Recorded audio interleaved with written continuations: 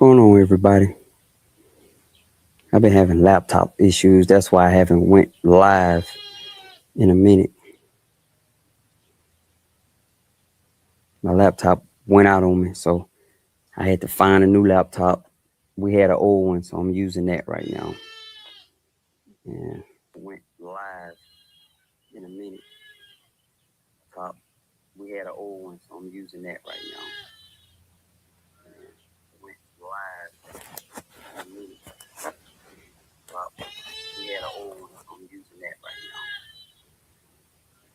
Man, I got this baby sheep in the background over here doing all this loud hollering, y'all. For real. But yeah, my main laptop I've been using clunked out on me. And so I done had to string one together and we back live and in effect. But that's why I haven't been live. I'm gonna have to upgrade and get me a little something better. The one I had about 5 years, but you you, you should better keep your laptop longer than 5 years. But they say that's regular. And the one I got right here, I think I've been having that about 10 years. But anyway,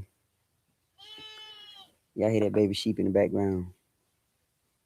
That's my wife. That's that sheep we've been feeding, that little white one. My wife done named that joker. That joker big and to get on that smoker. Like for real. I'm talking about just won't shut up. I'm keeping them right there right now because they can get through the fencing up at the top of the hill up there. And they don't have any guidance. The mamas up there stopping the other babies from getting out. Like they follow the mama. These three right here, they just nomads. So yeah, that joker there, boy. I hate a hollering animal, y'all. But anyway, I've been man, I just been trying to. I haven't been trying, y'all. I have been doing some stuff, guys. Been really, really working. Let me get my microphone right. Hold on. How that sound right there? Yeah. So I'm praying and hoping this doggone laptop don't go down. Let me read the comments. Hey, what's going on, Lahoma? He said, "Grandma, let's hit the subscribe." Profit. Yeah, that's some Twitch stuff. But anyway, what we're gonna talk about today. I literally have been I've been recording a lot of videos. I've been doing a lot of stuff behind the scenes. I'm putting together some things that I want to help people with land buying and land purchasing and helping people achieve the dream, but not just achieve the dream, but get it, but don't get played. Because what I realized about a lot of city folk is, if y'all see the last video I just did, we moved down here from the city and we get hustled, because the numbers that they're talking, they're nothing in the city. You could buy a place in the city for 200,000. That's a dump. You buy a place in the country for 200,000. You got you somewhere something nice, right? So my biggest thing has been teaching the city people how to not come down here and get hustled. And simply all it is truthfully, it's just finding local representation and local lending if you need to borrow money. Um, one of my big push is, if you're gonna buy raw land, just raw land, don't borrow money to do that. Buy raw land if you can afford the cash just to do it. Now, if you have to, let me put that out there. Now, if you have to borrow the money to buy the raw land, don't start building on it till you actually get it finished, paid off. You get what I'm saying? If you get some raw land for 50K and you need to borrow the 50K, I think I would just focus on paying the 50K off first before I start building on it. Because anything can happen and you put money in it and you haven't never got it paid off, and now you losing everything because of something happened, right? We never know. So I think the energy and effort should be to get the land paid for outright. And I'm gonna tell you something, guys. These numbers are not 50,000 is really, it's a lot of money, but it's not a lot of money. Like, it really not. You can really pay that off fast. You know, for real, you could pay that off fast, but it just take reprioritizing your money and the reprioritizing your spending. And I think that's the part where people get kind of scared about, when you ask them to stop doing some things to actually that's benefiting them now today, but will benefit them in the future. So what I would do if I don't have the money, and if you have the money, just buy the land outright. Like, try to get the best price you can, get a cash price for it. Um, Go in there negotiating with the cash. If you got the cash, you in a position of power. Offer them an upfront quick close. We can close in 10 days. You got to give your closing attorney time to do their due diligence. So don't promise no fast closing and you haven't spoken to your closing attorneys first. So speak to your closing attorney. And for everybody who don't know what the closing attorney actually do is, the closing attorney actually dig through the paperwork of the property, dig through everything that's going on with the property. They find out if it's sending back taxes on the property. They find out if it's a clean deed on the property. Make sure the deed is not cloudy. If it's a warranty deed or just a quick claim, they do all the due diligence when it comes to the deed, the taxes, and everything on the property, right? So I wouldn't promise a super fast close. I would promise a 10-day, 2-week close, but you got to let your closing attorney decide. Because let me tell you what happened with me. My closing attorney, I used a out of town closing attorney, so I can tell you all the stuff I'm teaching y'all about making sure you get a local representation. And I'm going to talk about that. Is because I didn't do that. And let me tell you what happened to me because I didn't do that. The next year when I went to pay the tax bill, come to find out there were some back taxes on the property. Unfortunately, they weren't so back that it was only 1 year back. And the closing attorney missed it. Now, if I had used a local attorney, closing attorney, in which we tried, but one thing you got to remember about the country, everything is so slow. You call and well, I get around there this weekend. It's not like in the city, right? So the sense of urgency is not there because everybody in cruise control. But now I understand because that's pretty much what's knocking us off in the city. We go, right? So since I didn't use a local closing attorney, the local closing attorney would have understood what's going on down at the tax commissioner office. So they don't they come out and do their pictures and then they submit the paperwork in, right? Once the paperwork goes in, it may take them another 6 months before the bill come out. So what happened was we closed on the place in the middle of that transition. Now, the local attorney, having done this before, having dealt with the commissioner up there before, he know how it goes. So he said, hold on, we need to find out what's going on with the current tax. I said, well, it's saying nothing. No, it don't go in until blah blah blah. You see, so we closed fast and it was a cash deal. We closed, but I owed taxes on it. So when I went, but it wasn't a major amount, but it still was money I had to pay. And I thank God I had the money, but the only reason why I knew is because I was down there paying them. If I hadn't been down there paying them, then I wouldn't have never known. And next thing you know, I got a tax lien on the property. They foreclosing on the property because the taxes. So the importance of making sure you use local closing, local realtors, local everything is so important because they actually know what's going on with that property. They know everything. Whereas if you coming from out of town and you using somebody from out of town, they don't know. All they can do is just look up stuff. They can find stuff. Of course, they can find things that they can find, but man, in the country, man, things aren't as automated as it is in the city. So my number one advice is, well, I got twofold, right? My first advice is this: if you can, pay cash for your land, and it's gonna make sense in a minute. If you can, now if you can't, finance the land, go through everything, and don't start building on that land until you've paid it off. Okay, that should make sense to y'all. You get what I'm saying? And the reason why I'm saying it is because things happen, things go left or right, whatever. The land, you end up losing the land, you got to sell it. At least you ain't got that much money into it, tied up into it, right? Now, if you can afford to buy the land, this is my suggestion: just buy it because you're going to be in a position of power. Now, remember, as long as you don't overpay for that land, it's pretty much like a piggy bank sitting here. And that's what a lot of people seem to not understand about land. It's a tangible asset. It's something that you can touch. It's not just on a screen. So the land asset is more than just us living on it. It's what we do with it. So this year was an eye-opening revelation for me, just understanding about land, that the land and the soil is the resource. It's not the house. It's not me. It's the soil. The soil is going to be here after we leave. It was here before we got here. So the soil is the actual resource. So remember, that's the true asset right there. If you get that part early, then you good to go. The soil is the resource. It's going to be here when the buildings are tore down, when we all gone and there's a new group of people here. This soil will still be here. So that's the resource. We've been tricked into believing that the house is the acreage. You know, I can stand over my property and look at, put my arms out and look at my field. And this all the asset. No, the dirt is the asset, guys. That's the asset, because there's no other place you can plant something and it'll grow from nothing. All I need is seeds, and I can put it in this ground and it'll grow.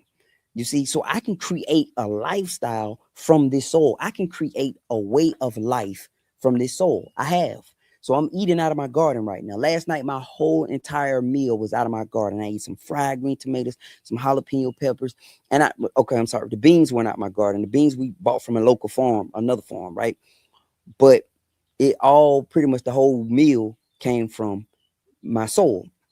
So understanding that the soul is the true asset, then I want to get as much as I can and not just have it to talk about it, but truly use it.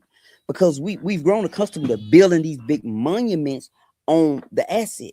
So we build these monuments that's just going to decay away. The houses, the barn, we need them, but that's going to all decay away. But the soul is never going anywhere, right? It's never going anywhere. So our first thing is we got to get back connected to the soul. The Bible talk about we come from dirt and we're going to return to dirt, right? It mentioned dirt. We come from the soul. We're going to return ashes, dust, dirt to dirt, whatever, right? So listen, we've been so disconnected from it that we don't see it for what it is anymore. We've been so disconnected from the soul that we don't see that it's the asset. So you get some cash, buy you some land, guys. Buying that soil, buy that dirt. You're buying that dirt. If you plan on eventually living out there, that's one strategy. If you don't plan on living out there, and you're just trying to scoop up as much as you can with your money, I think that's a safer bet than a lot of other investment engines. I think land is a safer bet, because it's truly not going anywhere. Now the markets go up, the markets go down, etc. But I feel like it's a true tangible asset at the end of the day. Even if somebody's trying to buy you out, you can sell them and get that money. You get what I'm saying? Or somebody want to build and you're in that way and you just say, look, man, just give me 200,000 and you want to pay 15 for it 5 years ago or 20 years ago. I had a friend of mine that happened to him for real. And he made a deal sitting in a barbershop. Because I used to cut hair. And he said he paid 17,000 for it, and he ended up selling it for over 100K just because the person who was building this subdivision or whatever needed that piece of land, and he made money. So if you got money and you're sitting on the money, take the money and buy you some soil, guys. Buy you some soil, get you some dirt. If you want to eventually live on it, then you're gonna have to buy you a piece of dirt with a place on it. I had a conversation with guys. I just had a conversation with an old friend of mine, and I have a conversation with another guy. As a newbie, as a person who just getting started, never buy undeveloped land. Don't do it. I don't care how cheap it is. The undeveloped land, that's the cheap land, the $2,500 an acre, the $3,500 an acre, right?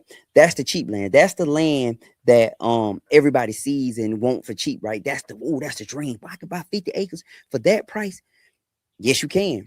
But you're gonna have to develop it. So they sold it to you at such a great price because you're gonna have to spend quadruple that just to develop it.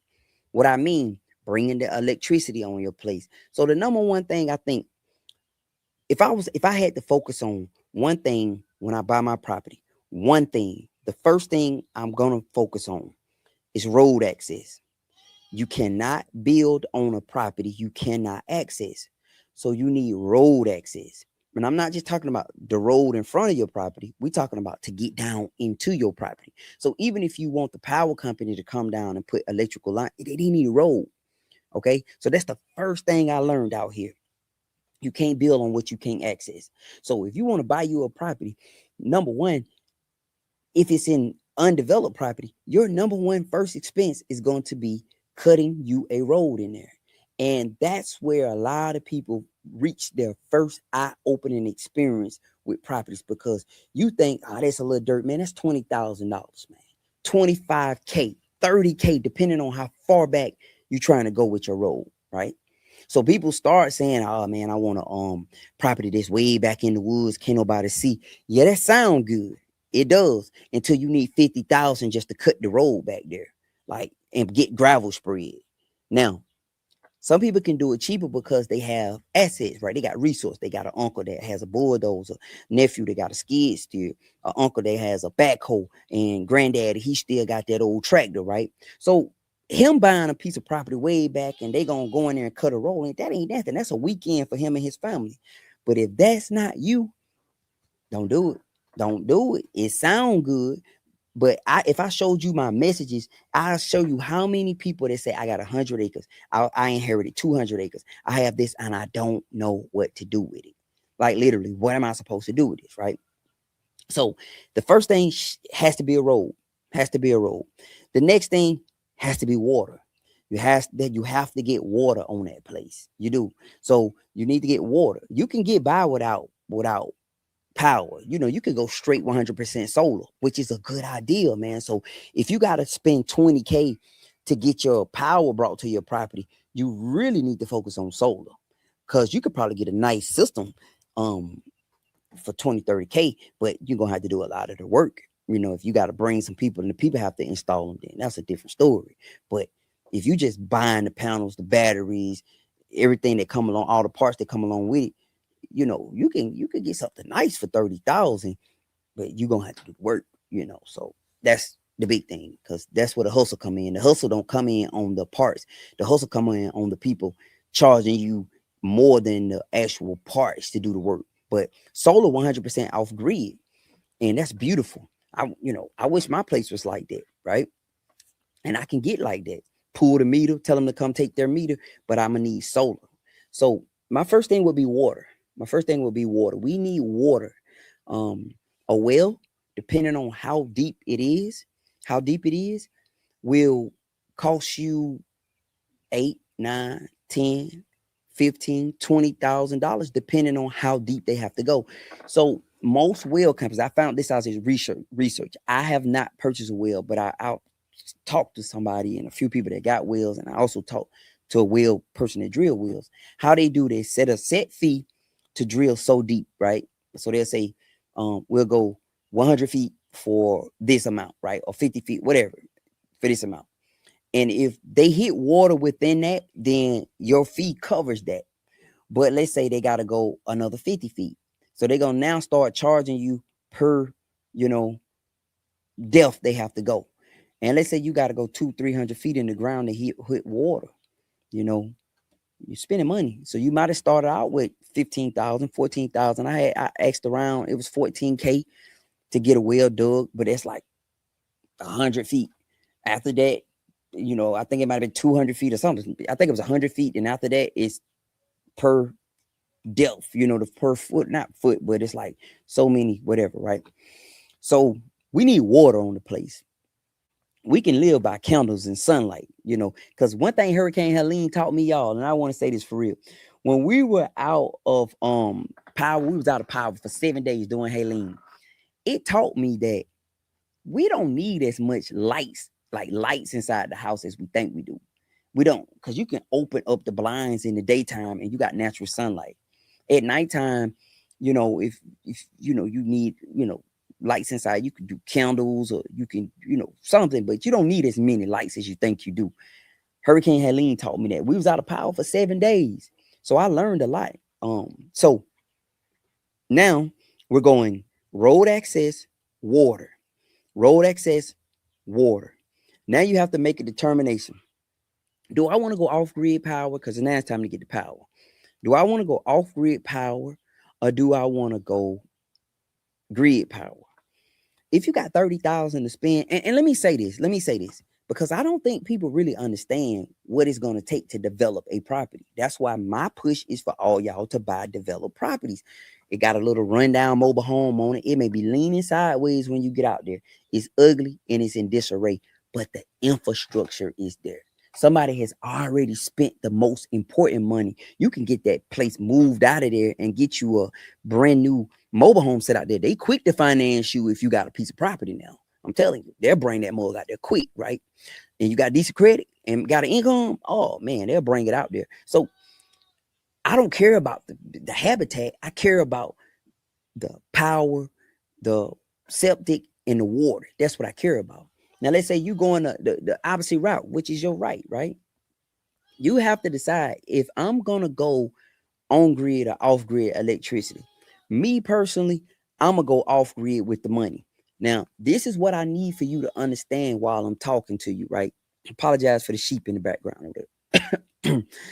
She won't stop hollering, but it is what it is. This is what I want you to understand, and I need you to get this point. When you're bringing power to a place that don't have power to it, you have to pay for that. You have to pay for that. So let's say, I want you to get it. Let's say your place, the while I was talking, something flew down my neck, throat, y'all. Let me get it together. But let's say they need to go 200 feet down into your property. There is copper inside that wire. That's copper, guys. They're not going to give you that copper. You got to pay for that. Now, certain counties, certain companies will give you so much, right? But let's say where I'm at right here. Y'all see all the way up that hill up there. Let's say they had to bring the electricity from up on that main street all the way down here. Man, they're not going to do that for free. So you may be on the hook for $20K and they're going to just put it in a bill. You may have to pay $2,000 a month. Straight up. You may have to pay, $1,000 a month to pay for that. You hear what I'm saying? So you have to kind of understand it. I think underestimated the cost is the number one failure point for people who want to do this. Because the dream is big, but the actual doing it, the logistics is what get everybody kind of thrown off. So if you got to spend $30,000 on some electricity, now that's assuming you have it. You might as well go. Sorry, you might as well go off grid. You might as well go off grid, and that's 100% solar.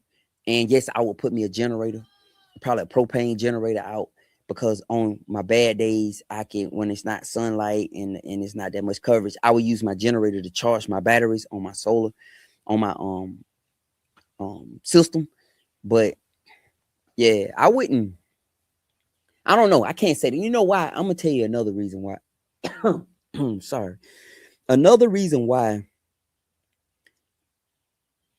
going off grid may not work. I've just thought about this while I was talking. It's the internet. The internet. So where I'm at, we got great fiber internet. That's how I'm streaming right here, y'all. This internet booming. Y'all see how clear that is, right? It's clear, right? The internet booming. So what I realize is what the internet companies do is they use the electrical poles, the poles that's already set up, and they bring the internet down into rural areas. Now, if those poles don't exist, they got to put new poles. I actually saw that. So down here where I'm at, we used to have no internet. It was horrible. I mean, it was horrible, right? They had still like dial-up internet. We end up going with Starlink. Starlink is fine if you don't need a lot of internet. Me, y'all see what I do. I'm in front of a camera. I'm streaming. I'm uploading videos. I can't get by without good internet, right? So Starlink don't work for me. But let's say you don't need that much internet. Starlink will work. It was perfect. Starlink worked perfect. I'm telling you. But it only is going to work if you, because they have what they call data caps. So I had 1 terabyte. And at the end of the month, if we almost out of 1 terabyte, they'll start slowing us down. And other people will start getting priority over us. So it ain't no such thing as just sitting and watching TV all day. That's an absolute no, right? But if you don't need that much internet, Starlink will work. I'm telling you. Now, for me, I use internet. So we have fiber here. Now, this is going to be my point about why you may end up having to go on grid. You need internet. You want access to remote work, right? You can't depend upon a flaky internet. You need something that's going to allow you to access remote work. Because I had friends come visit on that Starlink, man. They were struggling trying to work, man. They were struggling, right?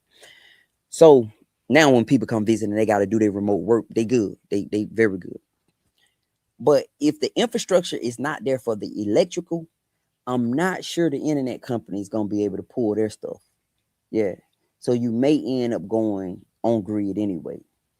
But like I said, there's options. If you don't need that much internet, I would look into Starlink. I'm telling you, man, it works great. It works great. It's the best thing around in these parts, other than that fiber. So now you done made your decision, and we agree that you may end up being on grid, but it depends on your needs, right? If you don't need that much and access, I want you to understand, because I'm following this one couple on YouTube, and they just have moved to like the mountains. There's no access. You hear what I'm saying? Like, ain't no company. Like, you paid for $100,000 to bring that up there, because just the sheer amount of wire they have to bring. They have to bring just enough wire, because they're gonna connect to the nearest one and bring it. What if the nearest one is 2 miles away? How do they do that? Like, so you're asking them to build out infrastructure for you. So that's gonna be expensive. So that's what you really need to think about when you're buying. In case you just go with the rule undeveloped, you need to think about that. Really, for real. Like, the ideal is so good. It's been romanticized, y'all. This ideal sounds good. Believe me, I've seen it. It's been romanticized, and it's a trend. But the logistics part is what get everybody hung up. That's when everybody get kind of stuck, when they trying to pull it off, because now there's limitations. Like, I can't do that. Why? Because you just can't do that. That is not feasible. We don't have $300,000 to bring no internet up this mountain. You get what I'm saying? So think about that. So now you've got your power figured out. The next thing you're gonna have to address is septic. You're gonna need septic. And I'm gonna be completely honest. I kind of got out of order. So when you're building out your home site, the first thing you want to do, once you determine where you want your home at on your property, because the home site is where you got 50 acres. I got ahead of myself. I apologize. Once you determine your home site, you got to do a perk test on that site to see if that's a good enough site. Right. So you want to build at the highest point on your site. Whatever is the highest point, because you don't want the water to run to, you want your water to run from your property, but you got to build at the highest point on your property. That's what you want your home site to be, right? So now you got to get your perk test. I kind of got ahead of myself. The perk test is what's going to determine if your soil can absorb water, excess water coming off of your septic tank. Now, if it don't perk, you can still build there, but it's gonna be more expensive. So I posted a video about it won't perk, and I talked about it's not perking, because I would not advise you to buy a property that won't perk. If it won't perk, I don't advise you to do that, because the issue is you're gonna have to try to sell that property whenever you want to sell it, right?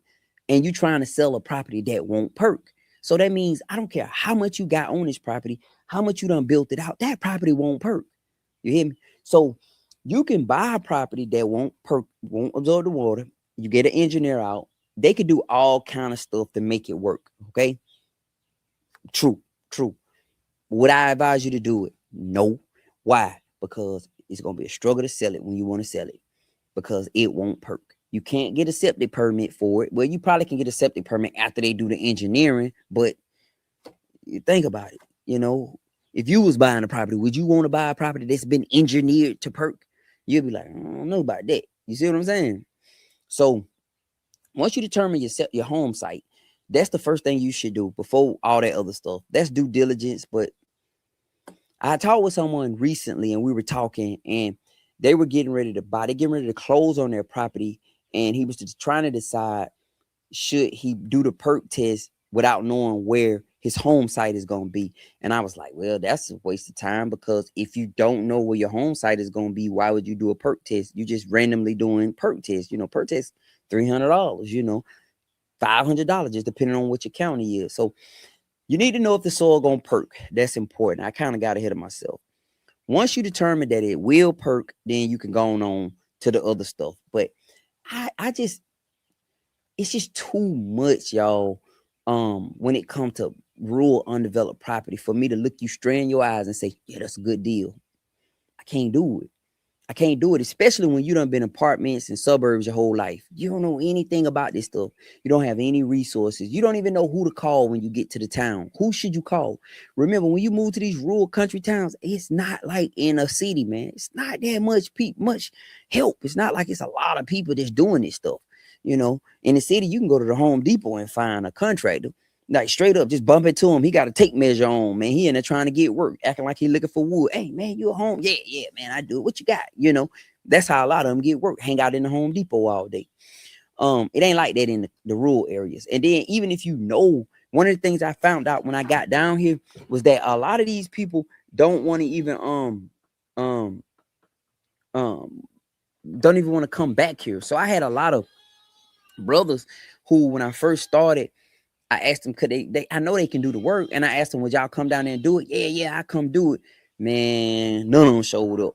You know, I don't know if I was too far away. I'm too deep in the country. None of them showed up, you know. So I end up going, y'all see me having one guy out here, Stephen White. He was out here because he was the only one that showed up. Nobody else showed up. It's literally hard to get people to come back in these woods to build your stuff out for you. So you need to understand it. So how the money should be spent, in my opinion, a better spend is buying a place that's semi-built out already. You got you a home site, so that means you may have to go in there like we did and renovate the whole property, put some paint up on the wall. Just, you know, it may be sitting, smell funny, you know, paint to do all that. Throw some paint up, throw some new floors down, some baseboards. You good to go. Maybe throw some paint up a couple of accents walls, you know, just bring it back to life. Hang some pictures, you good to go, right? We came in here and renovated the whole place, gutted one whole bathroom. That one, no joke. Took a big spring tub out and had to put a regular size tub in. It worked out. I'm glad we did it, but it wasn't no joke. Learned some valuable lessons, had to run plumbing, did all that, right? But it ain't hard to do. It's not hard to do it, hard to do it all.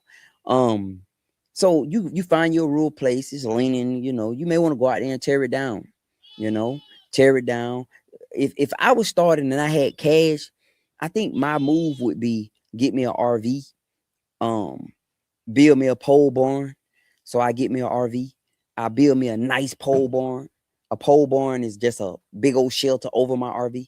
So let's say I build me a big one if I have cash. So I get me an RV, put my RV out there, build me a big old pole barn, a nice pole barn, a nice one. Because that pole barn, if you do it right, can be the beginnings of you a barndominium.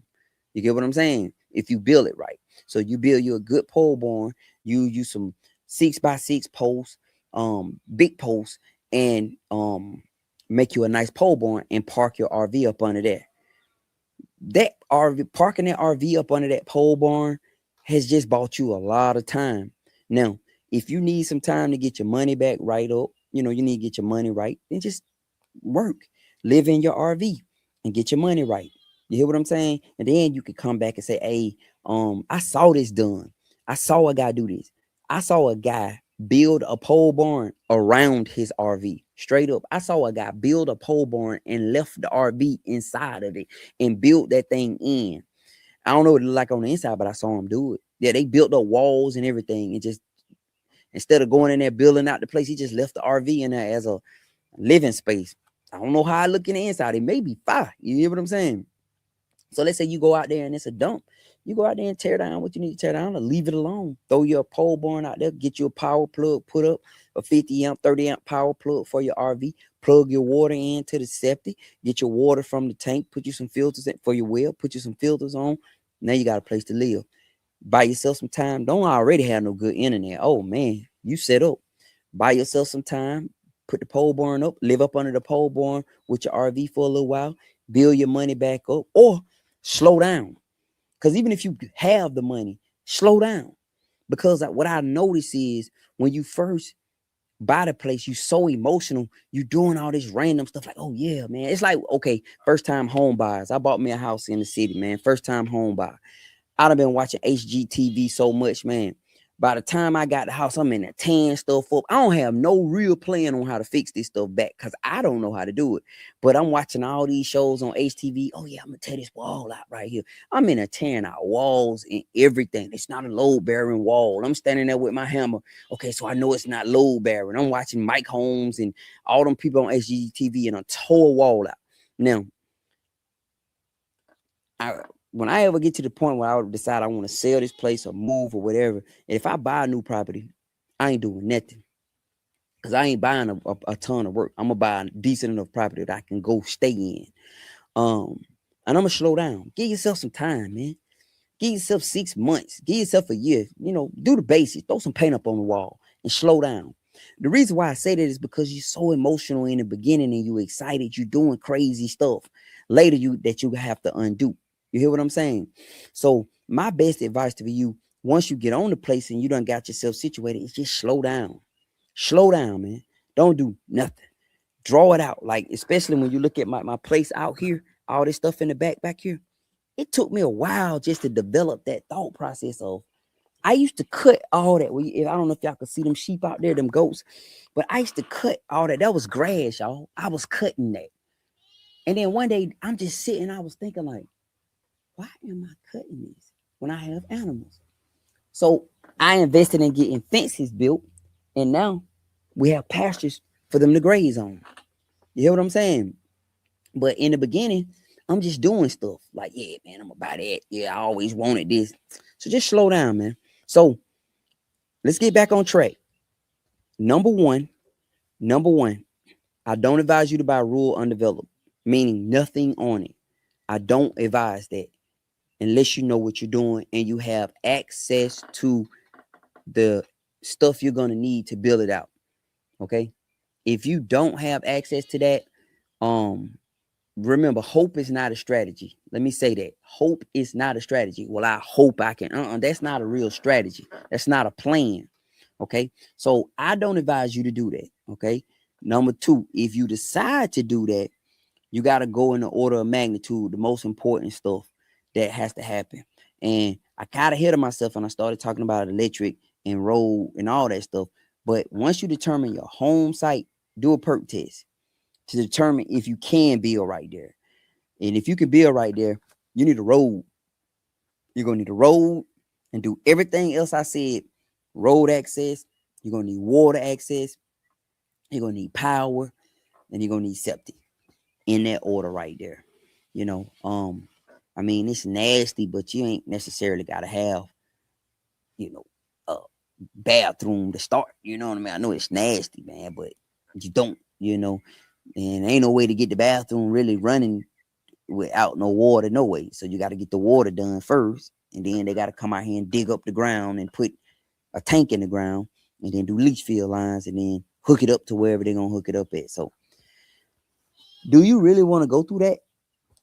Like, just think about that. Just to have the bragging right to say I have 50 acres, I don't want to go through that just to have the bragging right to say I have 50 acres. Or I have 200 acres, and I mean, literally, guys, if I showed you, um, um, this real time, no recording, literally, guys, I can show you especially my Instagram inbox. It's so many people saying, bruh, I need help with this, bruh. I need help with this, right? Yeah, because they have land and don't know what to do with it. Somebody said that this real time. This is a real time recording. I do the that sheep over there. Listen, man, I'm gonna put that sheep on that smoker, man. That sheep gonna keep on playing with me, and she gonna be on that smoker. Like, she over there jumping, flipping, and everything. That's why I don't like them jokers that hang out with people too much, because they look at you like they mama. Yeah, they over there jumping. She want a bottle. I'll give her one in a minute. But yeah, now I do the this a real time. This is not a recording. I do the recordings at nighttime. I put it out there just to keep the content going. I've been wanting to do a live, but if you missed me in the beginning, my laptop went dead on me. My laptop I've been using to go live with, it went dead on me, guys. So I've been stuck in between wanting to do one And so I've been finding videos I can upload to just stream those live. But my wife, I forgot we had these laptops. They old laptops. I got them from my wife, and we gonna go with that. All right. But yeah, man. I just want you guys to understand. One second. I just want you guys to understand by doing this, because so many people are reaching out to me, and everybody wants to own land. And land is the dream, but I don't think people have a true understanding of what it literally costs. Now, let me say this. This is not a deterrent. I do not want to deter you from buying land. I want you to buy land. I feel land is the only real tangible asset in our society. And when I mean tangible, you can touch, right? You can live on it, you can dig a hole in it, you can grow some plants in it, like it's tangible, right? So when I talk like this, don't think my goal is to stop you from doing it. No, no, no, no, no, no. My goal is to give you a realistic perspective from real experience. If I'm talking to you about it, that means I have been through it. And I'm quick to tell you, when people ask me, I will tell you in a heartbeat, I'm not sure about that because I've never done it. I don't have a problem with exposing what I don't know, because I'm fine with that, right? And it's a lot of you guys who are way more smart in this topic matter than I am, right? You done it 3 or 4 times, but I have done it, okay? So my goal is not to deter you. My goal is to prepare you. For all of us who look like us, we don't know enough about this stuff, but yet we have a yearning for it. So we all want to go do it, but we don't have the knowledge base. So for me, I just generally want to be a resource to you guys and allow myself to allow you to use my experiences, whether it's just through a video. I get so many questions every day. I'm across all the platforms, and I get a lot of questions on a lot of platforms. And if I see it, I can respond to it. But a lot of times, guys, I'm busy myself, so I can't spend all day. I'm trying, to do what I can. But I want to not just teach you, but I want to just lend you my experiences to try to keep you from making the mistakes I did. That's why the video I just posted, I just posted it on one platform. I was talking about finding local representation when you get ready to purchase a property. Never, and wherever you about to buy it at, don't use an out-of-town lender and an out-of-town realtor. Don't do that. Use in-town people. The reason why is because they can guide you through the true what's going on with the property. And then another thing with the property, let's say there's a mortgage on the property and the local bank has the paper on the mortgage, right? It's their property pretty much. And let's say you choose to go with them for financing, it's just writing papers for them. They don't have to wire no cash. They don't have to do anything. They're just basically taking debt out for one person and put it on you. And then whatever you're borrowing, if that person making a profit, they paying themselves back and then taking the extra and paying their borrower, and then you just stuck with, like, it's all one smooth process. When I was first moved down here, let me tell you about when I first moved down here. I was looking at another property because I wanted to run my business out of that property, because I had 2 options. I was going to build me a place, or I was going to buy a place. And it ended up being cheaper to build a place. And I'm glad I did that, because I would still have a mortgage on the place right now. So I've met a guy, introduced me to the guy. The guy had like so many properties and everything. He showed me one he wanted to sell me. It was in downtown of this area. Older home. It was already set up for what we can do, right? It was already set up for it. So I was like, man, I like it. So he gave me the price on it. I got the price. It was reasonable. I didn't have all the cash. I had a little of it. But he said, go down there to the bank and holler at such and such. They'll lend you the money. He said, they got plenty of money to lend you. That's what he told me. He said, they got plenty of money, man. He said, just go on down there and holler at them. I said, all right. So I went down there, sat down with this guy, sat at the desk with the guy. We talked. He asked for a few things. We sent it. I'm right here on the phone, emailing him stuff that he asking for, because we know the deal. Certain things, I got a profit loss statement for my business. profit and loss statement for my business. I got an income statement. I got all these different things, man, that I can print out right now from QuickBooks. I can send it, right? No problem. I got real-time bank statements, everything. So I'm sitting at the man desk. He talking to me, asking me for what he need. I'm sending it right now on my phone. He looking at everything. And he was like, yeah, everything looked pretty good. He said, everything looked pretty good. I'm gonna check into a couple things. It was a couple things he needed to check into, but it wasn't, I forget exactly what it was, but he needed a day, maybe even two. All right, cool. So I got up, shook his hand, left. He called me back like the next day. He said, yeah, we can do that. He said, yeah, we could do that. But I'm gonna need to put a lien on your current property just in case you don't pay. I said, I ain't gonna do that. I'm not gonna do that because I never want to jeopardize this place. So I ain't gonna be out here making no crazy business deals using this as collateral, which I'm glad I didn't do, because if I had did it right now, I'll still be on the hook for paying that and have this. That's a lot of pressure, man. Can't sleep at night. Things get slow, then yeah. So I'm so glad I didn't do that, man. But I was about to. But the point I wanted to make was how simple it was. I mean, I sent him a few documents. It was nothing. It was nothing. And so if you're gonna do business in a small town, it would behoove you to possibly and probably go into that small town with local representation. Like, you need a local closing attorney. You need a local realtor. If you need lending, you should try the local banks. Yeah. Now you may have to put some money in just to show them, like deposit some money, open up an account. If you got 50K, you want to put down on the property, or if you got 100 and you want to put 50 down, they may, proof of funds type deal, right? You may have to do that, but it wasn't anything like I experienced up in the city. Like, you almost got to give up everything in the city. So just remember that. Keep that under your hat, that you may come out better and get a better deal using a local realtor, local everybody. And the next thing, the importance about a local realtor and local everybody, they know what's going on. See, you looking at the property on the internet, but the local realtor know that joker about to lose it. Or the local realtor know that joker going through a divorce right now and they got to sell this. The local realtor know that it's some stuff going on. So the local realtor know how to position you. And, if they working for your behalf, they know how to get you a deal. So they say, oh, yeah, I can get you that property. Blah, blah, blah. You want it? Yeah, I can get it for you, and they know how to get you the best deal because they know y'all need this sale, Yeah. And then they may even can point you to the bank to go to.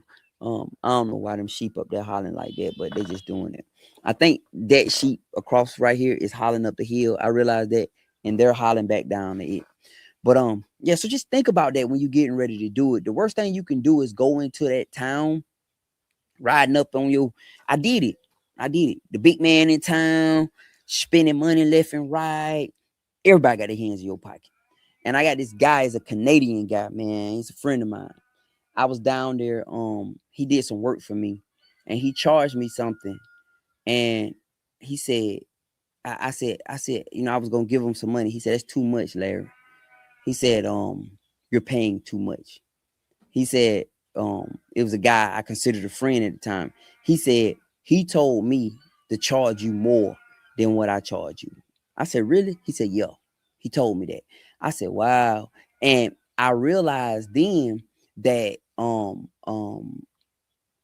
we don't have no clue. They'll do it for $40. But we used to plan 100. We feel like 100 is fine. But no. And he told me, he said, that's too much. He said, don't, you paying too much. I said, really? He said, yeah. So that's one thing I want to tell you, that'll help you. That'll help you keep more of your money in the pocket, because things go up and things go down. I ain't never seen nothing stay up forever. Business come, business go, business rise, business fall, and it rise again. The people who can weather all the ups and downs, they call them ebbs and flows, are the ones who successful, not the ones who do good in one particular moment. Because you got people who can do well in a moment or in one season, but they can't weather. They can't weather. When it goes down, they don't know what to do. They don't know how to make it. They done gave up and walk away. You know, they don't know, they didn't position themselves. So being prepared, getting yourself ready for anything, what allows you to stand. So that's one of the things I want to encourage you, man, with, man, about getting local representation and help when you come into the city. But absolutely buy the land. Buy the land. If you can afford it, buy something tangible. Buy it, but buy it right. Don't go out there and buy no doggone swamp. You don't went out there and bought they done sold it to you for 30,000, and you done bought 15 acres, and they took pictures of the first 3, and the other 12 acres is mangrove swamp trees in the back there that you got to figure out how to, you done bought a wetland back there. You got gators in the back, don't even know it. You get what I'm saying?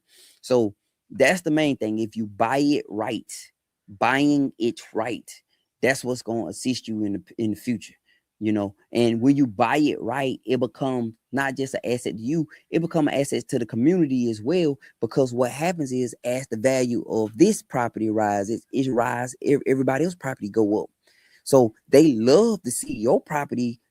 When they come in and appraise this property is now valued at blah blah. Now that's a comp for them. So if they want to sell their property, refinance their property, or whatever, they can use your last appraisal or the last tax assessor assessment on your property as a number that they can comp, and they can refinance their property like that, or they can pull equity out their property, So yeah, man, it becomes a asset to the community. So that's what I'm doing out here, man.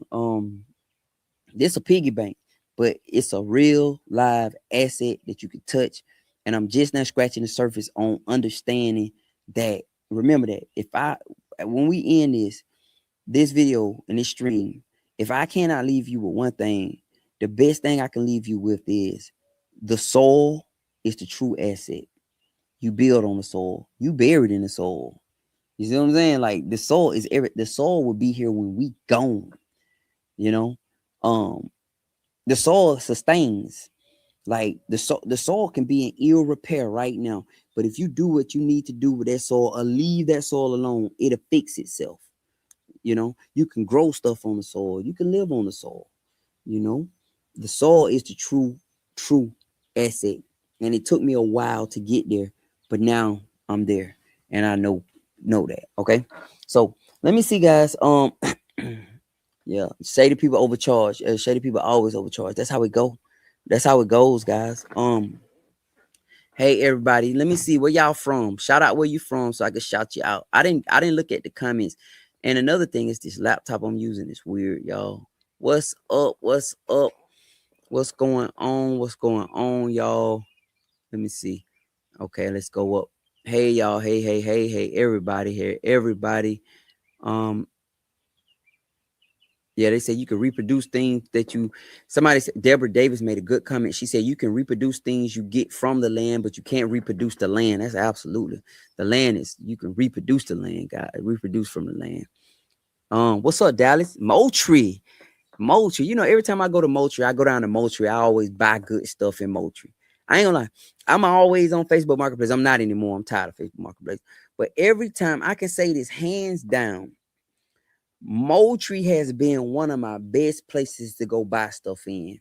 Hands down. Every time. Them 2 Moors I got there, I bought them out of Moultrie. They got a county auction down there. They do in Moultrie. I got those Moultrie out of Moultrie. I met a dude down there. He had a pressure washer. I got brand new pressure washer. I got it from him down there. Moultrie is a place I definitely don't mind going to. I like Moultrie, man. Moultrie is a little town, man.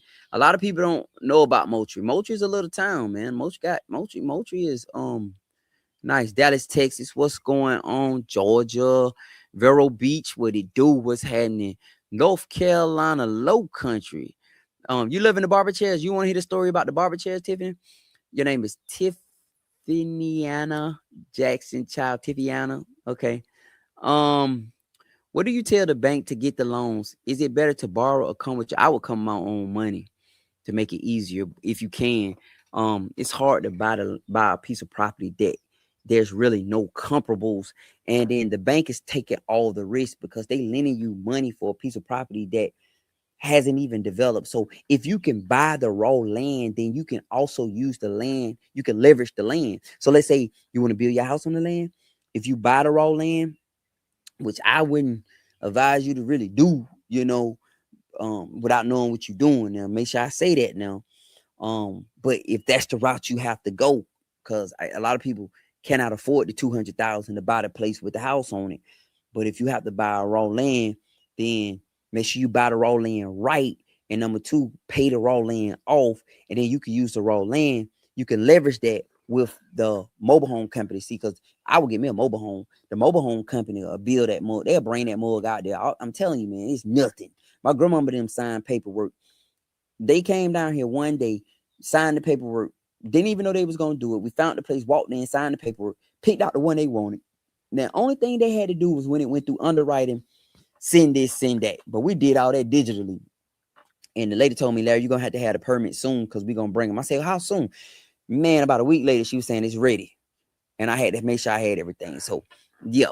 And you love the barber chair. So Tiviana said she loved the barber chair. So the barber chair comes from when I used to work at the barbershop.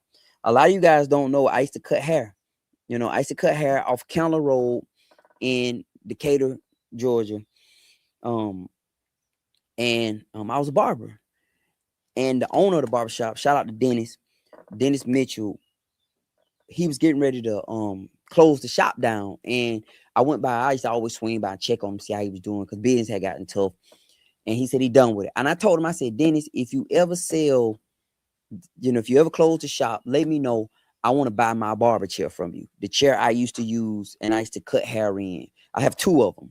He said, all right, Larry, I got you. So one day I was sitting at home. He said, Larry, you still want that barber chair? I said, yeah, I want a barber chair. He said, come on, man, meet me on Panola Road over here. I got them. I got 2 of them. No, he said, I got 1 of them for you. I said, okay. I rolled over there. He had another one. I said, what you want for that one, Dennis? And I think he gave me that with $50 or something. It was cheap. We got it, helped me load it up, took it home. So these are the chairs that was in the shop when I worked there. These chairs represent a lot more than me just sitting in it right now. Let me tell you something. It's almost emotional just for me to tell the story, because I was so broke trying to cut hair and make money.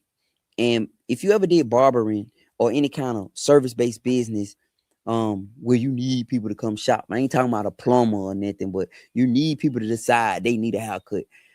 That's tough at times. And I remember sitting in there, man, and just, man, it was tough. So I made sure I bought these, and now they sitting on the front porch of my place. And I always come out here and we sit them and kick it in them, but they mean more to me. All right. So, yeah, Houston, Texas. What's up, Houston, Texas? Houston, Texas. What's happening? Brooklyn, New York. What's happening, Brooklyn? But you live in Smyrna. Hey, what's happening, brother? Sister, hold on. Oh yeah, sister, how you doing? Good evening. Gulfport. Listen, man. Shout out to Eddie Denson down in Gulfport, man. He came through for me, man. Good man. Helped me with my grass. He called me the other day after he saw the video. He said, Larry, man, I want to tell you that's some good grass, but he also poured some more knowledge into me that I'm getting ready to use on these other 2 fields over here, that I'm going to use those for my fall grass and winter grass. Come on, let me catch up. Good evening. Rocky Mount, North Carolina in the house. What's up? Biloxi, Mississippi. What's up, Cedric? What's happening, brother? Where my sister Teresa? She in the house. She doing something. She in there doing something. You better leave that. We've been eating. She cooked frog legs today. We ate frog legs today. Man, I'm on this garden stuff. I'm back on my garden again. Now I'm growing enough. Man, I'm eating straight out my garden, y'all. When I say straight out my garden, I'm eating straight out my garden. I'm eating peppers out my garden, tomatoes out my garden. I'm getting ready to harvest eggplant. We ate okra the other day out my garden. We back on the garden for real, y'all. Let's see. Yeah, she in the house doing something. Delaware, what's happening, Miss Rose? Let's see. Oklahoma. Hey, Nashville. What's up, Nashville? I got a friend of mine live in Nashville. Prince George, VA. What's up, Prince George? How y'all doing up there? Charleston, South Carolina. I've been there. How you doing, Vera? How you doing? It says PM. You recommend an option for farm equipment or buying new? So you asked the question if I recommend you buying used equipment or buying new. Buy used. Don't buy new. It's just not worth it. it's not worth it. I mean, the kind of prices you're gonna spend. And when you say farm equipment, okay, in general, I'm talking about like a tractor, um, some stuff you can find cheap. Like y'all just saw me buy a Disker, and I bought that Disker new. And the only reason why I bought that Disker new is because all the prices on marketplace was pretty much only a couple $100 cheaper than that. So I just had to ride a couple hours to get it. So it'll make sense to you when to buy new. But if you're talking about like a tractor, any kind of heavy equipment, if you can get it used, get it used, because a resting machine cut grass just like a shiny one do. But you got to pay a lot more for the resting machine than you do the shiny one. Remember, I don't know how long you've been following me, but I got my tractor repossessed. I got down here, big ball of rain, and got the doggone tractor. The man at the tractor dealership told me, man, don't buy this tractor. Like the man at the dealership telling me, man, just go on Facebook Marketplace. You can get one cheaper than this. I got to have brand new because I'm from the city. We don't like used cars in the city because it ain't be breaking me down. We don't use, in the country, we buy used cars because we ain't driving them that much, right? We ain't sitting in a whole bunch of traffic. So the city, it's a gamble fooling around with a used car. I understand how it go. So I didn't recondition my mind when I got down here. I bought something new, ended up losing it because I ran out of money. All right. So yeah, I would go use if I could. I would go use. All right, let's go. I'm going in the comments. Oklahoma. Hey, Oklahoma. You love to hear the chess story. Yeah, that's one of. Hey, what's up, Takara? Why Takara in the house? What's going on? I see you out there wrestling with them cow panels out there tripping. Well, get them cow panels right, man. Them things ain't that bad, man. Next time before you do it, you come here and watch me. I'll show you how to do it, man. I'll show you how to do it. It ain't that bad, man. It's just you got to do one end at a time, Takara. Just one end, and you put the T-post in, put the cow pounder in, clip the cow pounder under the little T-post. Well, you got the little ridges in the T-post that stick out where you connect the fence. Just put your first cow pounder under that, under the first one, and then it's locked in there, and then just bend it down, man. That's what I did. You said, what about the mineral on the land? Yeah, listen, guys. It's a lot of people posting about that. I would never, on a rainy Wednesday, I don't care if it's 50 acres, I would never buy a piece of property that I don't own all the rights to. Don't do it, because somebody will come out there. Let's say you don't own the timber rights. That means somebody can come cut down your trees if they want to. You hear what I'm saying? So I don't care how appealing the deal is, walk away from that deal, because they're trying to play you. They're trying to play you. So if it don't say all rights convey, leave. I don't care how much you in love with the property. I don't care how beautiful the new place is. I don't care. Don't fall for that, because they can decide they want to sell all the trees off the place. And you out there in your dream property now, you in a desert. You get what I'm saying? That's flooding, because now the trees gone, it's going to flood. Yeah. Uh-huh. Yeah, frauds go hard, y'all, for real, man. Absolutely. It says, you okay, me and my wife are inspiration to you. I praise God. I pray that not only are we inspiration to you, that not just in word, but also we inspire you to move, to do something, not move physically, but just to do something. Because I always say, you want something different, you have to do something different, right? So that's my belief pattern. That's how I believe that if it's something going on that I don't like, if I simply change my actions, then I can get something different. I know it ain't true for everything, but that's been working for me. All right. Let's see. ATL, what's happening? ATL. Do you allow visitors to stop by and see? Nah. The reason why, because you know how many people I have requesting that. I just have a plethora of people coming down. And then right now in this time frame, you can't be too careful. You cannot be too careful. I've had all kinds of experiences down here. That's why I have a gate and I have dogs running around. I've had all kind of experience where, I had one guy, I think a local guy, he found me. So I don't know how he found me. He just pulled up one day. Like he out there at the gate, can't get in. And we have cameras up there so we can hear him talking, right? He on the camera, man, I know they in there, like for real, man. And I went up there and talked to him. He's a good man. He just wanted to holler at me, but nah, man, relax, relax. Let's see, Colorado Springs in the house, Tennessee. That's right. That was my second home. What's that? Is that Utah, Alabama? Utah. I never even heard of that. I've heard of Eufaula. South Carolina in the house. Look, everybody barking. My dog's locked up. My sheep right here hollering because she ready to eat. Dude, them ready to come out, but they good because I got them some. I had a goat process, and I got the bones and everything left over. They gonna eat good tonight. I went and got the bones. I got all the organs and everything. So they about to eat good for. They're gonna eat good for a minute. I got some good food for them. So I'm gonna just put a little kibble in there with it, and put some bones, put some organ meat in there, and some. I got some. Yeah, they gonna eat good, and some eggs. I like to put eggs in there. Don't do too much of the eggs, but I do put eggs in there. But yeah, they over there hollering. They ready to eat. I'm about to feed them, and then I gotta let. If y'all can see them jokers in the back there, I gotta get ready to put them on Sparks. Hey, I was just in Sparks today. Literally, I was at the Dollar General in Sparks off of is it Roundtree Bridge Road? I think it's Roundtree. I was in Sparks today at the Dollar General, at the little Dollar General down there. I was shipping an eBay package back, and I was down over there in Tifton. And I could not find a place in Tifton that takes FedEx. I found one place in Tifton that took FedEx. And when it was a Walgreens. And when I went in there, the girl said, we can't take no more until FedEx come get them. And God had threw me a line in the road. I seen a FedEx truck, but I didn't know if he was going to take my package or not. I should have stopped him. So I went down there to Sparks. I was in Sparks, fell up in the Dollar Tree. Man, I did not leave my package down there. Man, I ended up going all the way down to Douglas. I was in Douglas because it's a pretty, the machine I bought was, I spent a little money for it. So I don't want to just leave it in no Dollar Tree in Sparks, Georgia. So I was like, nah.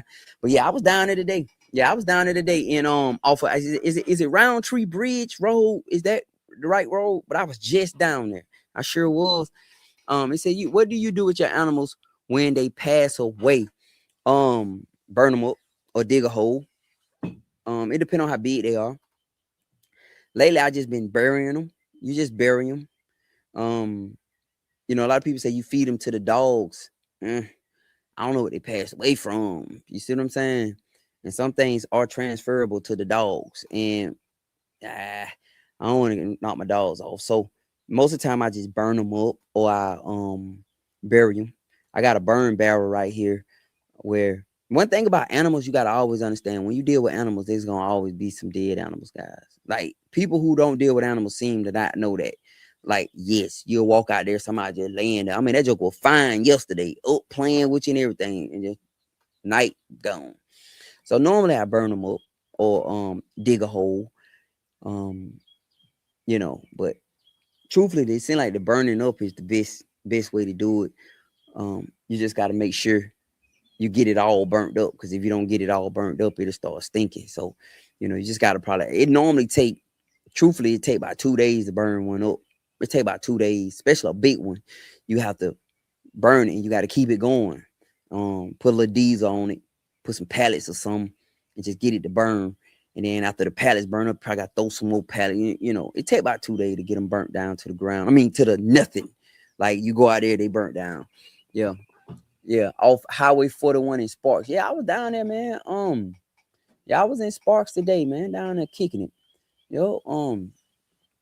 Swole through it says, do you have tours to see? I don't right now. I don't have tours to see my animals. A lot of people are asking that, and eventually I probably will. I'm not saying it's a hard no, like no.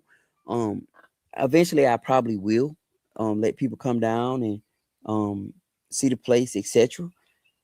I'm just what I'm doing is I'm getting ready to build out the place where, I'm sorry, y'all. Somebody was emailing me. I'm getting ready to build out the place to where you heard me talk about the chicken.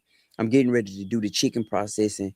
And a lot of people to come down and do chicken process. We're gonna let 10 couples come down. When I mean couple, it's gonna be 2 people. So it could be you and your friend or husband and wife.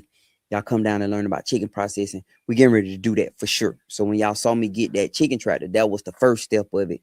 Next, y'all gonna see me put up a tent. When I get the tent set up, we gotta get the water running to the tent. We gotta get some fans in the tent, because them tents get hot.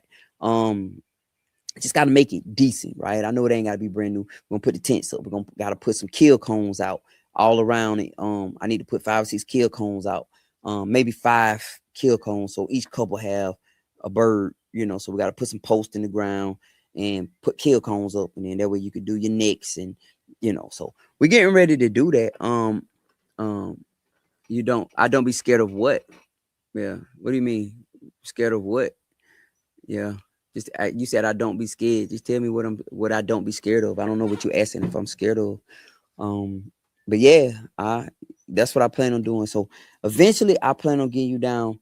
It says, hold on, here's on. Shout out from Southwest Michigan. Thank you so much for the continuous and real insight. That's Miss Connie. Miss Connie, how you pronounce it? Yo, Daycree. I don't know how to pronounce your name. Butts County. What's going on, Butts County? What do you think about easements? Easements can work, but you need to read the fine print on easements. And let me tell you about an easement. So an easement is just basically an agreed upon road access that either you give somebody or somebody gives you, that you can cut through their property. You can't make no changes on it. You just can use this road through my property to get to your property. And the same way with yours. You agree, it's an agreed upon road. Now, they have 100-year easements, 20-year easements. They got all kind of verbiage that you really need to be careful of what an easement. And you need to know, because the easement can go away when the property change hands. It was a gentleman deal between two people or two family members, two cousins, and two best friends or two neighbors that liked each other, and one gave the other rights to the property to drive through. Now that easement can literally change and go away when the property transfer. So easements can work, but you need to know the wording. You need to understand if you're gonna have access to it, how long you're gonna have access to it. Like it's just all about doing due diligence, guys. Um, she said, "Do I be burning my animals? Nah, I don't be afraid to burn my animals. I have to, guys. What am I supposed to do with it? What am I supposed to do with it? So I have to go out there and take my tractor and drag it and burn it. Yeah. Um, you could dig a hole, put them in the ground. That works too. I've done that. Put them in the ground. That's not an issue. It's all the same. You ask me. But yeah, that's the only thing about it, man. You gotta know how to do this stuff, and I ain't gonna act like I just did, guys. I've learned this stuff. Make sure who is responsible for upkeep of the easement. Now that's Stephanie. Stephanie generally gives, and I can say this for sure. Stephanie genuinely gives good comments. I shout out to Stephanie because she gives good comments. So if you see her comment, check her out, because a lot of her information I find valuable, because she told me about the trust, and you can put the home and the homestead in it, and the first, long as the beneficiary of the trust is on the deed, you can get an affidavit, like all that's good stuff, right? So yeah, Stephanie gives good advice, so she knows what she's talking about. So whose job it is to upkeep the easement should definitely be on the list, because it may be your job. It may be your job or it may be theirs. We don't know. I don't know. But yeah, that's a great point. Thank you for that, Stephanie. Great point. Thank you. We appreciate all the gems. Well, I appreciate you guys for watching. I appreciate everything. I apologize for not being able to go live. I mentioned that my laptop had went down on me, and I have to get me a new laptop. But I'm gonna use the one I have right now. Um, Laura asked, "Did I bury Winston?" Yeah, I buried Winston. Yeah, I buried him. Yeah, I didn't burn him up. I buried him. I dug a hole up there, and I put him in a hole, and I dug pretty deep, because when I was up there at first, every now and then the wind blow, you smell something, right? But I don't smell anything up there. Now that the grass coming in and everything, so I think it broke down pretty fast. Next time, I put lime in. I had to bury another one. I put lime in there. And that seemed to work, but they say it's a certain quick release lime. It's a certain type of lime you want to put in there to keep the smell down. But I ain't really had no problems with the smell, and I haven't had any problems with animals digging up. Now, one thing I can say when I talk about this stuff about my property is my property pretty much is 100% surrounded with fencing. The backside surrounded with electric fencing. And the reason why I did that is because I saw a fox back there one time. And when I saw that fox, I knew that Joker was trying to get in. So we put electric fence back there. And then we have an electric like jumper underneath the gate. So if you try to climb through, he'll get shocked too. And that jumper touched that fence, I got shocked too. You said when is a good time to catch my lives? I think that's an issue with me. I don't have a set schedule yet, and I believe that would help me get my views on my live, because I know a lot of you guys want to see the lives. I'm so willy-nilly with everything right now. I'm just wide open. For the last week, I don't know when the last time I did a live. I've been trying to get on every day, but my laptop been crashing on me. It's going black screen. I think it's just the video cards going out on it. And so I don't have a set time yet. And maybe that's a suggestion that I will take, that somebody can tell me that maybe you should do it at this time. And I'll try it and see. I enjoy sitting on the front porch. I like that view. Y'all like that view, right? That view go hard right there, right? That is nice. That is nice. Pensacola, what's going on? How you doing? You said people have many different kinds of animals. What benefits of sheep? I love you guys' channel. Okay. Number one, sheep are like cows. They don't give you one problem. They don't. The only problem you're gonna have with sheep is them all that hollering. You heard it. That's it. That's the only issue I have with my sheep. Now when I first got my sheep, they started dying, and I lost a few of them. But the ones that's left are strong. So I think I got a good breed out the lineage, right? Out the genetics out there right now. Good, strong genetics. The meat, sheep are great for meat. They eat grass. So when you talk about what's the benefit of a sheep, sheep eat grass. Goats will eat grass, but that's not their first choice. Goats want to eat bushes and leaves and all that stuff. So if you have a whole bunch of grass, you want to put the sheep on it. Like, that's my thing. And y'all may hear me say this, that if I had to start over from scratch, I would not do goats. I would not do goats. I would invest all my money into Katani sheep. And I would raise up the best Katani sheep, and I will work with the genetics, and I will build up a nice bloodline of Katani sheep. And I'll put them out there on that grass and let them graze. Like, literally with sheep, man, all you can do is throw them some hay, maybe put some cracked corn out there. They good to go. Goats need copper. You have to make sure their nutrition is good. Now, I like goat. I like to eat goat. Like, a lot of people don't know about goat the right way because they've had poor experiences with goats. But goat meat is absolutely wonderful, especially when you get it fresh. Yeah, for real, it's a whole different ball game. So yeah, sheep is just a wonderful animal in my opinion, especially for a homestead. They are great. They don't bother you. They're not out there getting their head stuck. You come out there, a goat done went out there and just did something. Just like they say, goats try to wake up every day and try to find ways to take themselves out. I believe that, because them jokers, they be doing stuff. You like how did you in your mind reach that? So if you want to know the answer, just go with sheep. Yeah. Hey, how you doing? You said you see me live at 12 minutes. Yeah, I do recap. So like this video right here, I'm gonna repost it again at 12 tonight. So people can watch it again. You says, I have a question. What's the best place to buy land? Go to landandfarm.com or land.com.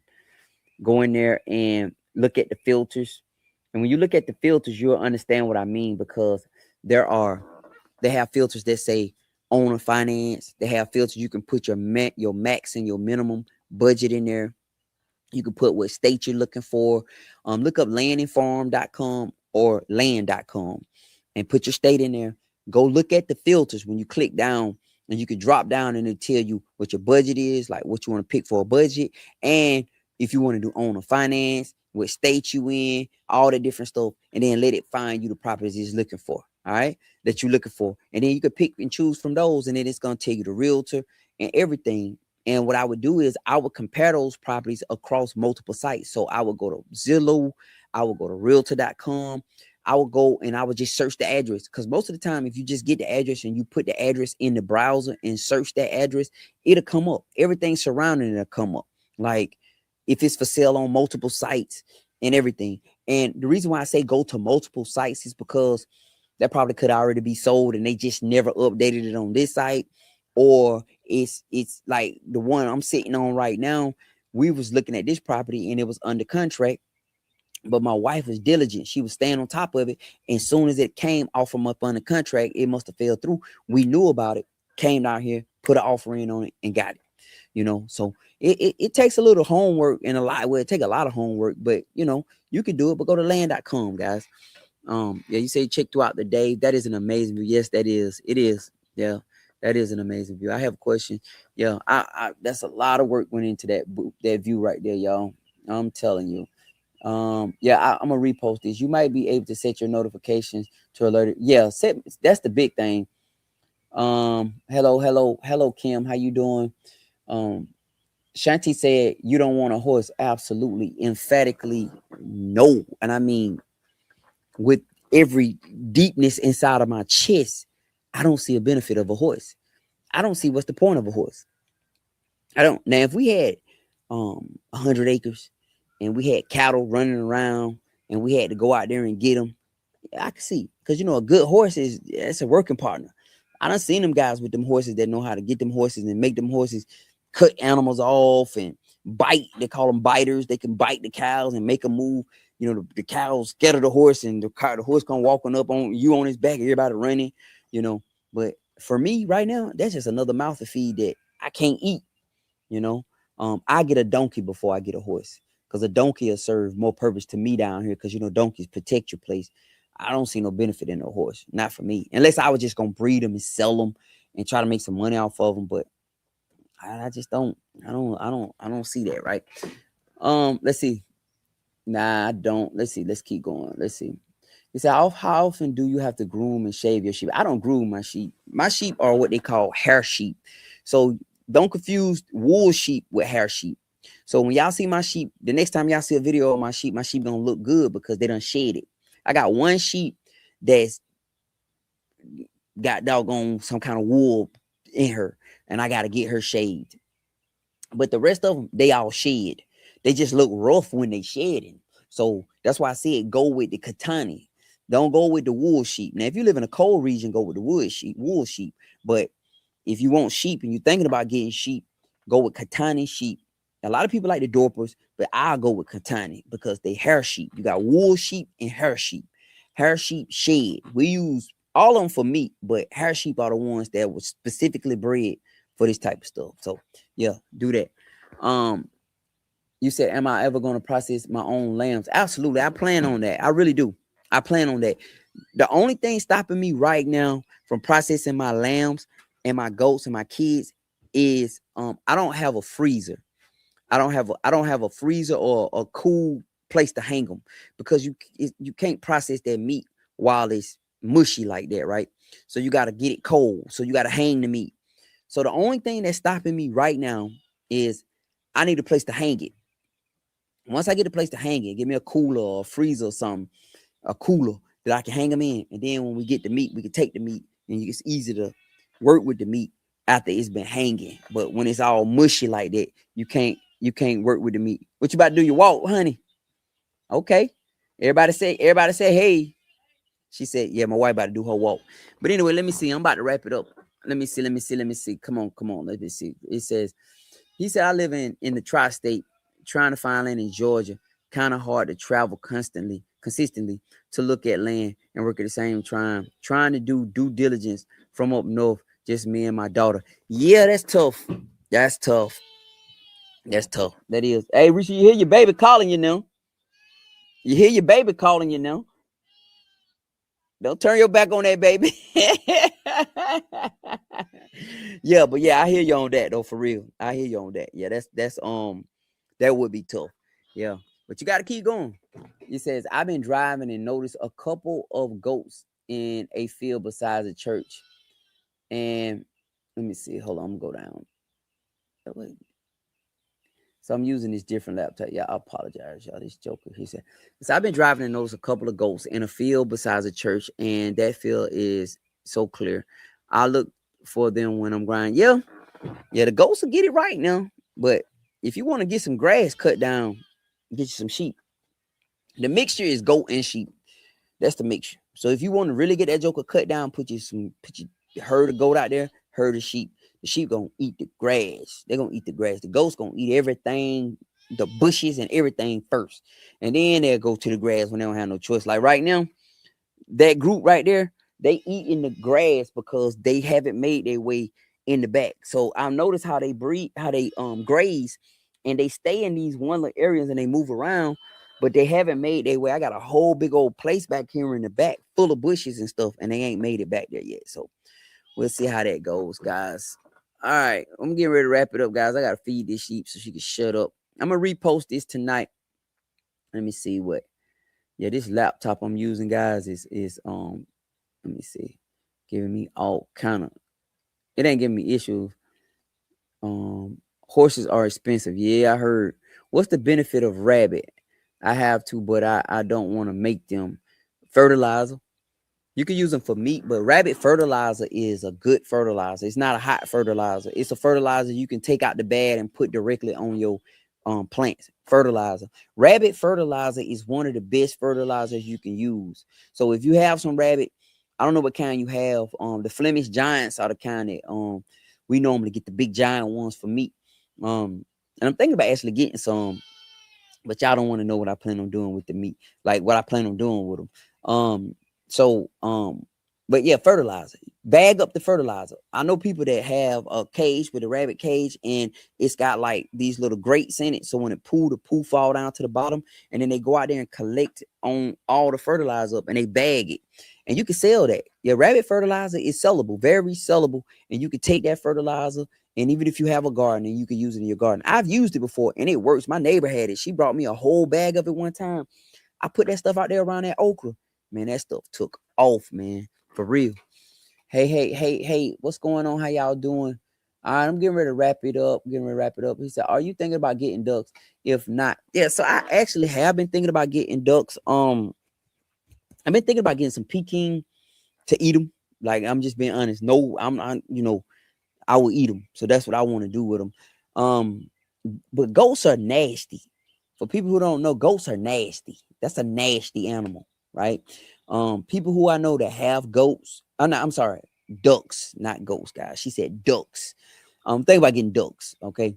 But I'm thinking about getting Peking ducks. But yeah, they say ducks are really nasty. They're nasty animals. So when you get them, you have to kind of like make sure you got a nice place set up for them, because they're gonna duck poo everywhere. And if you ever seen them ducks and them geese out in a field, how they just mess the whole field up. So I can imagine having like a little coop or something full of all that. Yeah, y'all don't know about that, but I've been thinking about it. I've been thinking about getting some Peking, guys. If not, yeah, been thinking about it. It says, yeah, rabbit one of the best. You said tell Teresa. I said hello. I tell her. Blessings to grandmama. Yeah, grandmama over there. She just walked on the porch and looked out. I wonder if she had wanted something. She seen me on the porch. She probably gonna holler at me when I get done. Yeah, she named that doggone goat. She named that sheep Blue. Well, she let all the followers name that sheep. That's that joker hollering over there right now. Yeah, ready to eat. We're gonna feed her. Them joker getting big. And I caught the little boy in there mounting her this morning, jumping on her back. So he won't be in there long. I'm thinking about turning him into a wether. Yeah, I'm thinking about turning him into a wether. That's when we castrate him. Yeah, I'm thinking about it. Yeah, I'm thinking about turning him into a wether. But it's still a little too early. But yeah, I'm really thinking about it. If I turn him into a wether, y'all know what gotta happen. That joker gonna be laying over in that deep freezer in 11 months. But yeah, I'm gonna do that. All right, hold on. I'm gonna she say she walking up the driveway. We inside a gated. Everything here, we in our own little gated situation. Hold on, y'all. Rabbits are good for meat too. Yeah, I'll eat some rabbit. Y'all know something about y'all know something about any kind of meat you process, you can't eat it you got to eat it within the first 2 hours or after 48 hours. You got because you got to let the rigor mortis either eat it before the rigor mortis set in or eat it after the rigor mortis go away. What was the scariest part about starting a homestead? Well, one of the biggest things you're gonna face when you move away from the city is how dark it is. That's scary. Because if you grew up in the city around lights and around people, you always hear noise, sirens, car booming radios, and you see lights. But when you move to a place like this, it's dark and they fine with it. You just hear them in the back playing they Hank Williams Jr., right? And in the dark, But that was one of the big things for me, how dark it is. And if y'all notice, my place is lit up. I gotta see. Like, if you gonna get me, I'm gonna see you coming. You know what I mean? And my dog done growled a bark on first too. But Yeah, I mean, as far as scared, that was a thing for me. Um, Learning how to drive down dirt roads when it's wet, that's another big thing. Yeah. Yeah, learning how to drive down a dirt road. Look here, Reese, get your baby now. You're like, that joke keep hollering. Now. Yeah, learn how to drive down dirt roads when it's wet. That was another big one. But I ain't gonna say I was scared, but it was just a new a new thing. You know what I mean? I'm about to go, guys. These dog, they go shut up. I'm about to ride, y'all. Hold on. I'm trying to answer y'all question. You enjoyed the live? Thank you so much. Thank you, Timmy. It's a lot of rabbits that run all through my community. Yeah, them jokers gonna eat up everything. Yeah, rabbits are they're gonna eat up everything. Yes, in Delaware ducks. Oh, really? Yeah, rabbit fertilizer. I have 14 chickens and 4 ducks and 2 rabbits. I want goats and sheep, but huh? I gather. Yeah, they yelling at each other. Yeah, I thought you were her mama though. Should have turned on you. Yeah. Um, but I'm renting on an acre. Yeah, to get a sheep. Sheep work, but you remember now if you get any herd animals, you're gonna have to get more than one. Billy goats are definitely Billy goats. Oh yeah, Billy goats. Now let's talk about Billy goats. I can explain Billy goats to you now. Them jokers pee on themselves. They pee on each other. They nasty. Oh yeah. When the rut come, when they go in the rut, oh yeah.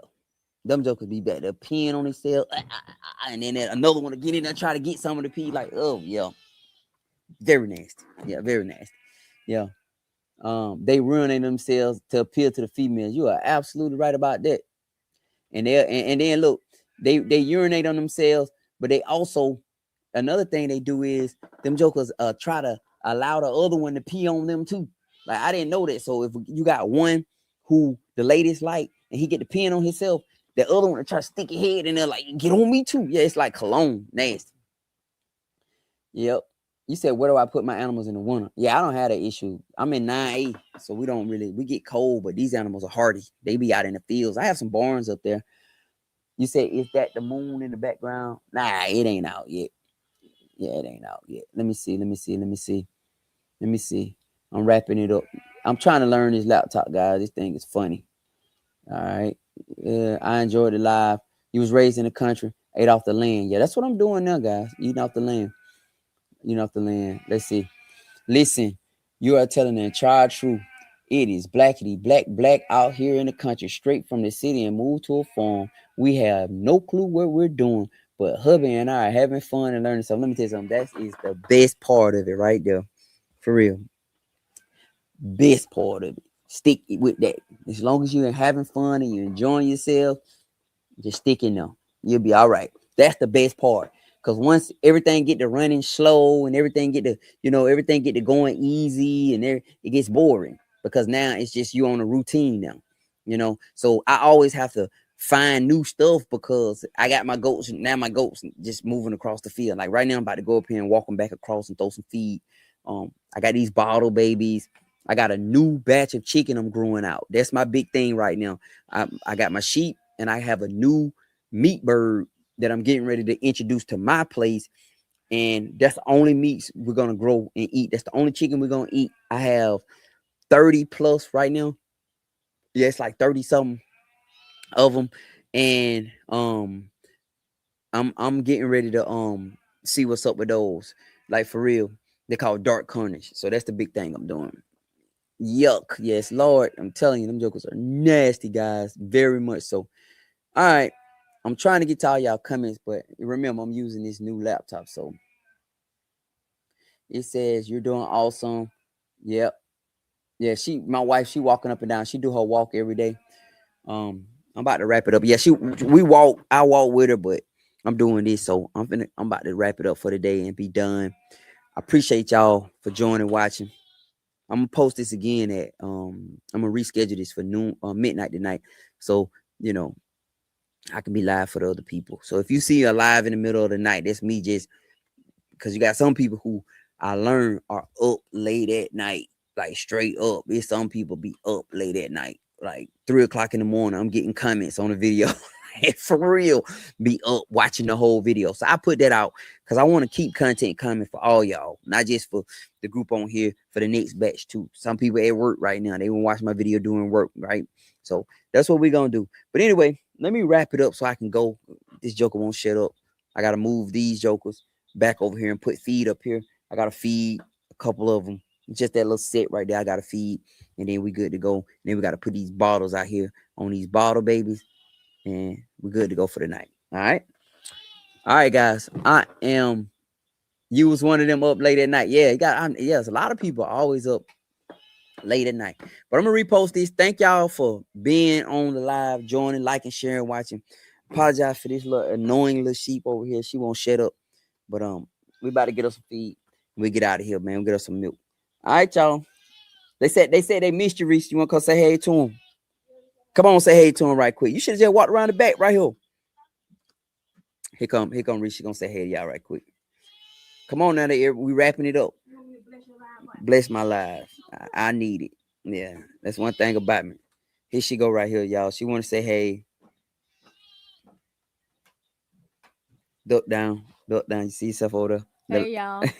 How y'all doing? Y'all have a blessed evening. Okay, amen, somebody. I gotta go feed my baby. Yeah. Amen, somebody.